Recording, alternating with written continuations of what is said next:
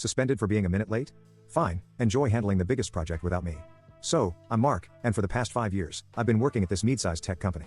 It's been great, or at least it was, until 6 months ago when we got a new HR manager, Susan. Now, Susan is the kind of person who loves rules a bit too much. She came up with this idea to revolutionize the workplace, but all she did was implement a bunch of unnecessary and strict policies. The one that really got under everyone's skin was her new attendance policy. It stated that if anyone was even a minute late more than 3 times in a month, they'd face immediate suspension without pay. No excuses, no exceptions. This was crazy, considering we're all seasoned professionals, not school kids. But Susan was adamant, and the policy was enforced to the letter. Now, I'm usually very punctual, but life happens, right? Just my luck, I ended up being late 3 times in 1 month. The first was because of a massive traffic jam, the second was due to a power outage that killed my alarm, and the third, well, I overslept. Each time, I was barely 5 minutes late, but Susan didn't care. She slapped me with a suspension notice.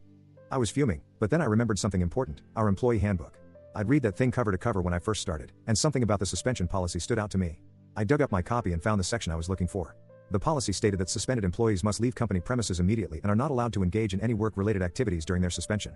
A plan started to form in my head. You see, at that time, I was in the middle of a critical project for a major client.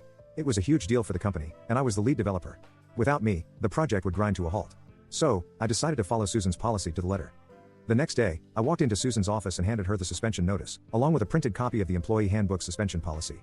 I told her, as per the company policy, I will be leaving the premises immediately and will not partake in any work-related activities during my suspension, including the Johnson project. The color drained from her face.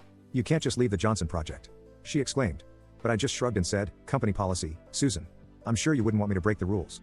I gathered my things and left the office. The fallout was immediate. The project team was in disarray without me, and the client was getting antsy about the missed deadlines. The CEO himself called me 2 days into my suspension, begging me to come back. I explained that I was merely following company policy, as enforced by Susan. Long story short, the CEO had to intervene. My suspension was lifted, and I was back at work the next day. The best part? Susan's ridiculous policies were all reviewed and mostly scrapped. She's still with the company, but let's just say her enthusiasm for rulemaking has significantly diminished. So, there you have it, folks. Sometimes, following the rules, a little too closely can be the best form of rebellion. And always know your employee handbook.